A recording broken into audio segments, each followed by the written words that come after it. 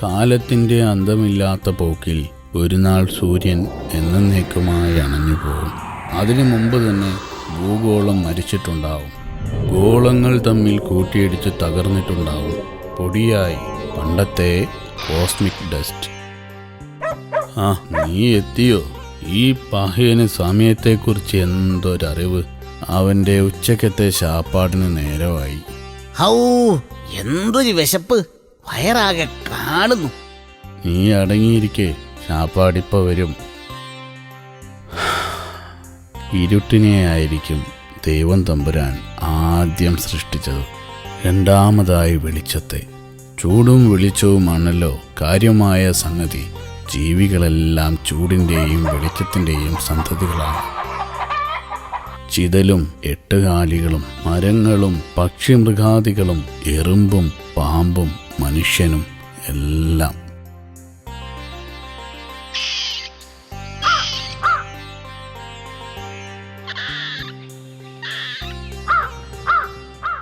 ഈ ചക്ക മുഴുവൻ ഞങ്ങൾക്ക് അവകാശപ്പെട്ടതാണ്. നിന്നോട് ആര് പറഞ്ഞു ഇവിടെ വരാൻ? അതിന് നീ വേറെ ആളെ നോക്ക്.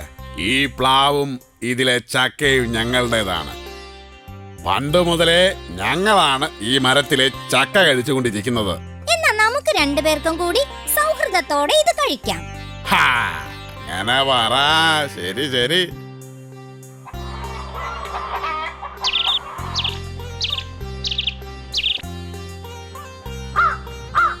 ന്റെ പഠിച്ചോനെ, പൈത്ത ചക്ക മുഴുവനും അണ്ണാനും കാക്കയും തിന്നാണല്ലോ.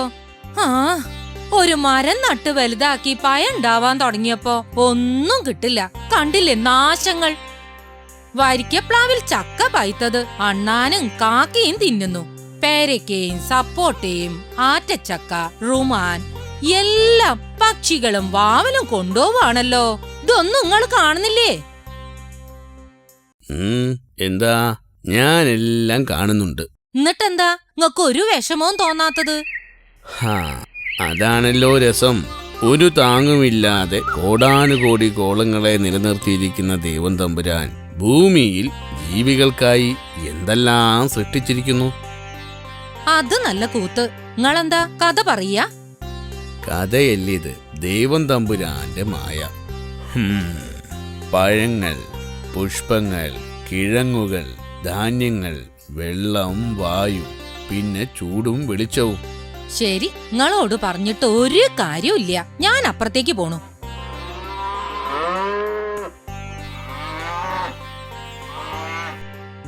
ഭൂമിയിലെ ഉൽപ്പന്നങ്ങളുടെ എല്ലാം അവകാശികളാണ് ജന്തുക്കളും പക്ഷികളും കൃമികീടങ്ങളും വൃക്ഷങ്ങളും ചെടികളും മറ്റും.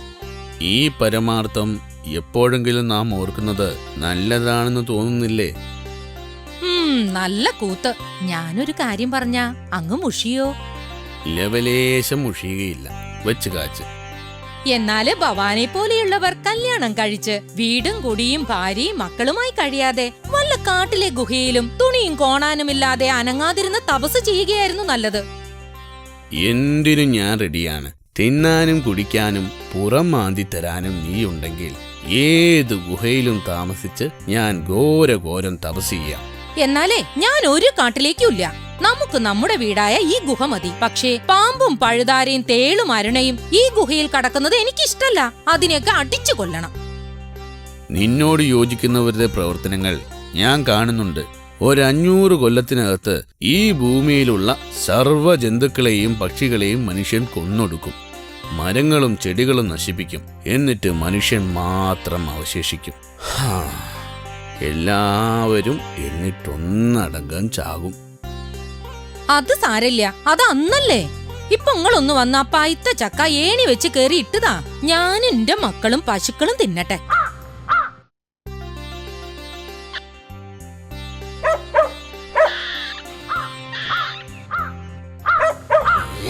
ഈ പറമ്പിലെ ചക്ക മുഴുവൻ നിങ്ങൾ ഒറ്റയ്ക്ക് കഴിച്ചു തീർക്കയാ? നിങ്ങൾക്ക് ആരാധന അധികാരം തന്നത്? ജീവൻ വേണമെങ്കിൽ വേഗം സ്ഥലം വിട്ടോ.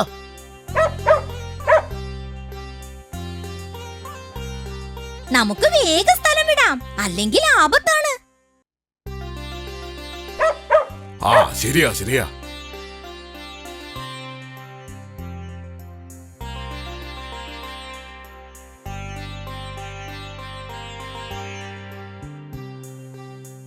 ഇവന് മരം കയറാൻ അറിയായിരുന്നെങ്കി ഇവറ്റയൊക്കെ ഓടിച്ചു വിട്ടേനെ. നീ ഈ ഏണി ഒന്ന് ശരിക്കു പിടിച്ചേ. ഞാൻ ശരിക്കും പിടിച്ചിട്ടുണ്ട്. നിങ്ങള് ധൈര്യമായിട്ട് കേറിക്കോ. പക്ഷികളെ, അണ്ണാനെ ക്ഷമിക്കുക.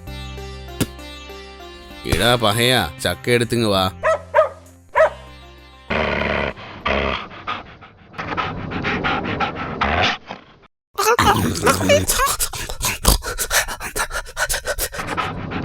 ആ, അതിവിടെ വെച്ചോ.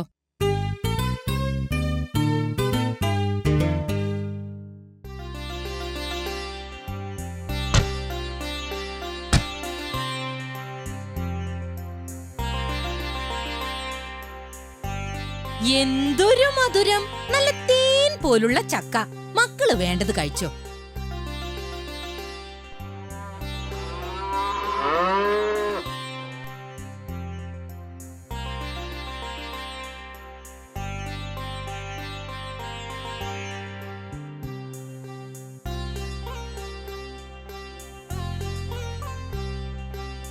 ചുമ്മാ ഇരുന്ന് കൊതുകിനെയും തേളിനെയും പാമ്പുകളെയും പറ്റി ചിന്തിക്കാതെ വീടും പറമ്പും നോക്കണം.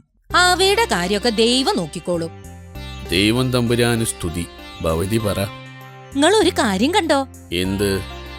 വീടിന് പുറത്തെ ചുമരിനോട് ചേർന്ന് ചോണനുറുമ്പുകൾ കുഴി കുഴിച്ച് പാർത്തു തുടങ്ങിയപ്പോ ഞാൻ തീ വെച്ച് നശിപ്പിക്കാൻ തുടങ്ങിയില്ലേ, അപ്പൊ എന്നെ വിലക്കിയ ആളാ. ആ ഉറുമ്പുകളെല്ലാം ഇപ്പൊ വീടിനുള്ളിലാ താമസം. വീടിന്റെ മോന്തായ മുഴുവൻ ചിതല് തിന്ന് തീർത്തു. ഉറുമ്പിനെയും ചിതലിനെയും കൊല്ലണം. ഹിംസ എനിക്ക് വയ്യ. നമ്മെ ഉപദ്രവിക്കുന്നവരെ നമ്മളും ഉപദ്രവിക്കണം. അത് വേണ്ട. ദൈവം തമ്പുരാൻ എന്തു പറയും? സ്നേഹത്തോടെ പെരുമാറുക.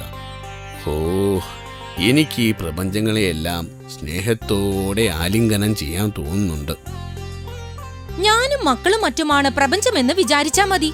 മുഷിയരുത്. അത്രയ്ക്ക് ചെറുതാവാൻ വയ്യ. എന്നാലേ അങ്ങ് വലുതായിക്കോ. വലിയ മുട്ടൻ. ഞാനിങ്ങ് പോണു.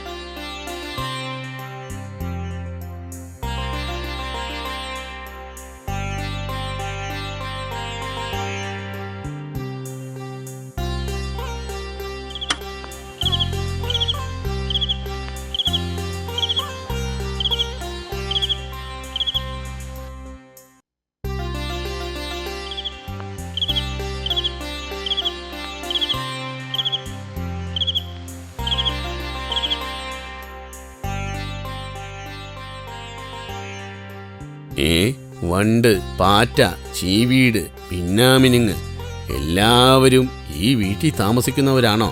ദൈവം തമ്പുരാനെ, മൂട്ട സ്ഥിരമായിട്ടുണ്ട്. ഇഷ്ടം പോലെ കൊതുകുകളും. എന്ത് ചെയ്യാനാ? എല്ലാം ദൈവം തമ്പുരാന്റെ സൃഷ്ടി.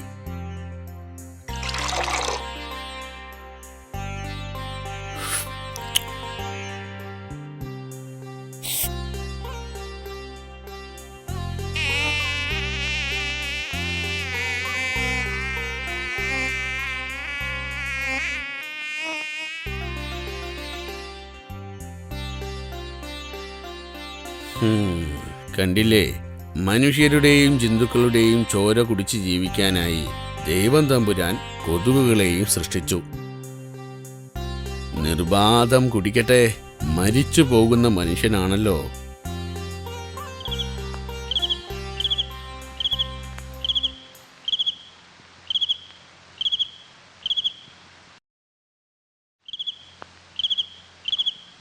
ഈ പുരാതനമായ വീട് ആരുണ്ടാക്കി? ഇവിടെ നിന്ന് എത്ര സ്ത്രീ പുരുഷന്മാർ മരിച്ചിട്ടുണ്ടാവും?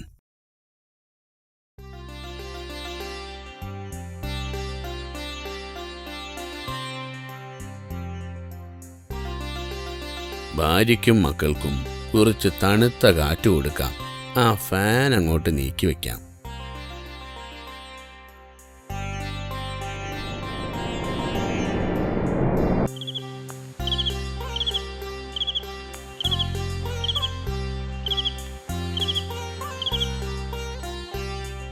കോഴികളെ പിടിക്കാൻ വരുന്ന കുറുക്കന്മാരെയോ പനമരുവിനെയും കാണുന്നില്ലല്ലോ. നായയുടെ കുരയും കേൾക്കുന്നില്ല. വെളിയിൽ ഇരുട്ടാണല്ലോ. പരിപൂർണ നിശബ്ദത. ദൈവം തമ്പുരാനെ, ഒരു ചെറിയ മരണമാണല്ലോ ഉറക്കം. എത്രയോ മരണങ്ങൾ. ജീവിതം തിന്നും കുടിച്ചും രമിച്ചും വഴക്കിട്ടും അങ്ങനെ അനന്തമായി പോകുന്നു. കുണ്ടും കുഴികളും കുന്നുകളും നിറഞ്ഞ പാഴ്സ്ഥലങ്ങൾ. വൃക്ഷങ്ങളില്ല, പക്ഷിമൃഗാദികളില്ല. നിശബ്ദത നിറഞ്ഞ മഹാശൂന്യത. എങ്ങും കറുത്ത ആകാശം, മിന്നിത്തെളിയുന്ന നക്ഷത്രകോടികൾ. ചന്ദ്രഗോളത്തെ ദൈവം തമ്പുരാൻ എന്തിനു സൃഷ്ടിച്ചു? അല്ലെങ്കിൽ ഈ പ്രപഞ്ചങ്ങളെ തന്നെ എന്തിന്?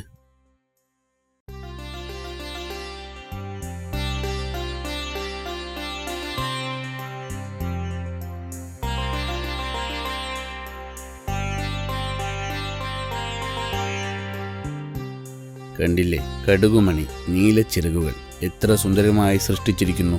ദൈവം തമ്പുരാന്റെ സൃഷ്ടികളായ സൃഷ്ടികൾ ഓരോന്നും പരിപൂർണ കലാസൃഷ്ടികളാണ്. ഫാൻ മനുഷ്യന്റെ ഒരു കലാസൃഷ്ടി. ഇത് വലിയൊരു അനുഗ്രഹമാണെന്ന് പറയാം. ഇലക്ട്രിക് വിളക്കുകളും അതുപോലെ തന്നെ. റേഡിയോയും ഉച്ചഭാഷിണിയും രണ്ടും പലപ്പോഴും ഒരു അനുഗ്രഹമില്ല. ടെലിവിഷനോ മനുഷ്യ സൃഷ്ടിയാണല്ലോ. ഇതിനൊക്കെ ഗുണവും ദോഷവും കാണും.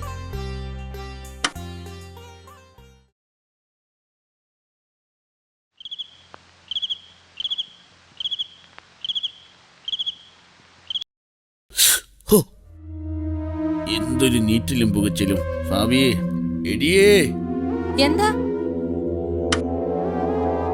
എന്താ അങ്ങക്ക് പറ്റിയത്? കൈത്തണ്ടയിൽ എന്തോ ഒരു വേദന പോലെ. അയ്യോ, എന്തോ കുത്തിയതാണ്. സൂചി കയറിയ മാതിരി ചുവന്ന 2 പാടുകളുണ്ട്. എണീറ്റ്.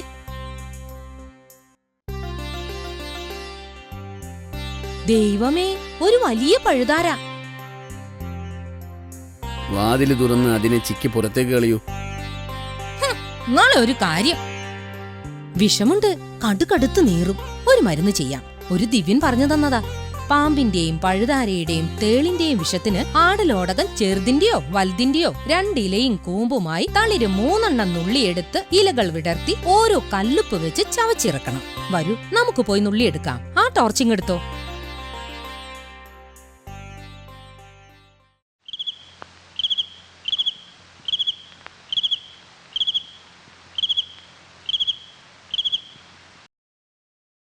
ദാ, വേഗം കഴിച്ചോ.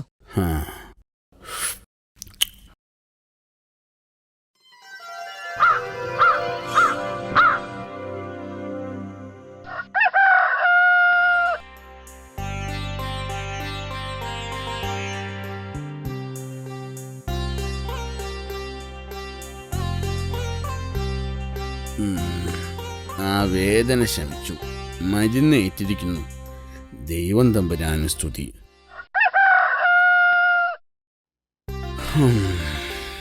ഇനി കുറച്ചു നേരം പത്രം വായിച്ചിരിക്കാം.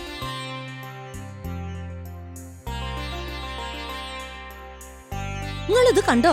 10-30 കരിക്കുകൾ വീണ് കിടക്കുന്നു. നീളത്തിൽ തുറന്നിട്ടുണ്ട്. എലി കുത്തിയിട്ടതായിരിക്കും. എലിവിഷം വാങ്ങിച്ചു കൊണ്ടുവരണം. ചോറിലോ പഴത്തിലോ വിഷം വെച്ച് കുറെ എലികളെ കൊല്ലാം. കൊല്ലുന്നത് ശരിയാണ്. അതും ദൈവം തമ്പുരാന്റെ സൃഷ്ടിയല്ലേ. മനുഷ്യരെ പോലെ തന്നെ ഭൂമിയിലെ ഉൽപ്പന്നങ്ങൾക്ക് എലികൾക്കുമുണ്ട് അവകാശം. നിങ്ങളോട് ഇതൊന്നും പറഞ്ഞിട്ട് കാര്യമില്ല.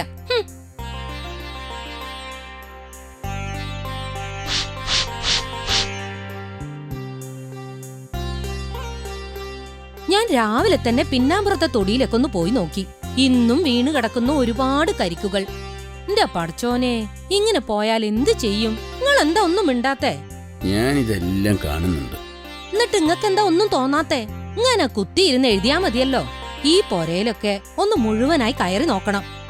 അതെന്തിനാ? 200 എട്ടുകാലി, 50 പാറ്റ, 30 ചീവീട്, 5 തേൾ, 4 പഴുതാര, 7 വണ്ട്, 2000 എറുമ്പുകൾ, 500 ചിതലുകൾ. അതിനെയൊക്കെ കശ്മലേ, നീ എന്ത് ചെയ്തു? കൊന്നു. ഭൂമിയുടെ അവകാശികൾ. തേങ്ങാക്കൊല, പഴുതാര കുത്തിയ ദിവ്യവേദന നിങ്ങള് മറന്നോ? ഓർമ്മയിലുണ്ട്. എന്നാ വളരെ വളരെ അത്യാവശ്യമായി തന്നെ എലിവിഷം വേണം. കൊടും കൊലപാതകത്തിന് കൂട്ടുനിൽക്കാനോ? നിങ്ങളെന്നെ കളിയാക്കുകയല്ലേ? ദിവസത്തിൽ 30 കരിക്ക് വെച്ച് മാസത്തിൽ എത്ര കരിക്ക? 10,900 വരും. അത്രയും തേങ്ങയാണ് നശിക്കുന്നത്. തിരിഞ്ഞോ? 900 തേങ്ങ. നമുക്ക് ആഹാരം കഴിക്കാനുള്ള കാശ്. വേഗം എന്തെങ്കിലും ചെയ്യണം. ഇല്ലെങ്കിൽ